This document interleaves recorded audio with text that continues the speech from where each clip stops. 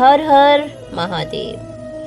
श्रोत्र आदीनि इंद्रियाणि अन्ये संयमाग्निषु जुह्वति।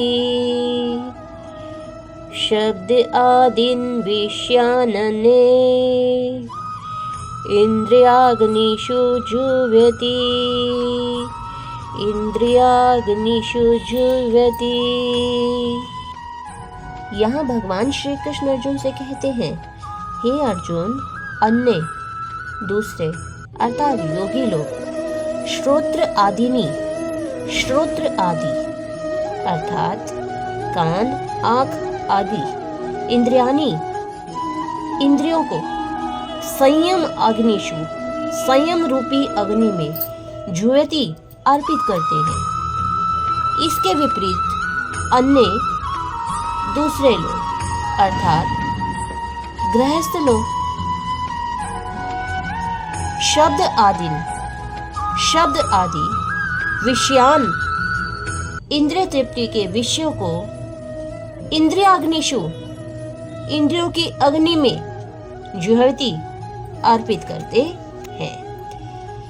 अर्थात इनमें से कुछ अर्थात योगी लोग श्रवण आदि क्रियाओं तथा इंद्रियों को मन की नियंत्रण रूपी अग्नि में स्वाहा कर देते हैं, तो वहीं दूसरे लोग अर्थात गृहस्थी इंद्रिय विषयों को इंद्रियों की अग्नि में स्वाहा कर देते हैं।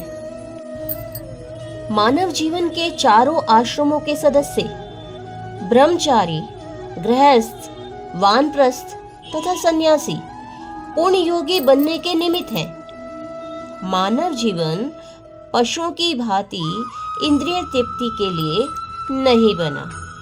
अतएव मानव जीवन के चारों आश्रम इस प्रकार व्यवस्थित हैं कि मनुष्य आध्यात्मिक जीवन में पूर्णता प्राप्त कर सके।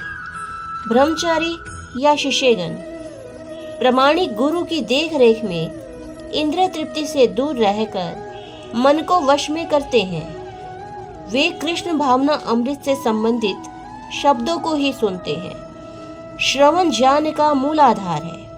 अतः शुद्ध ब्रह्मचारी सदैव भगवान के यश के कीर्तन तथा श्रवण में ही लगे रहते हैं। वे सांसारिक शब्द ध्वनियों से दूर रहते हैं और उनकी श्रवण इंद्रियां हरे कृष्ण की आध्यात्मिक ध्वनि को सुनने में ही लगी रहती हैं। लेकिन इसके विपरीत गृहस्थ लोग वे अपनी इंद्रियों की तृप्ति में ही लगे रहते हैं। वे अपने इंद्रियों को सुख पहुंचाने के लिए बड़े से बड़ा पाप भी करने से नहीं कतराते।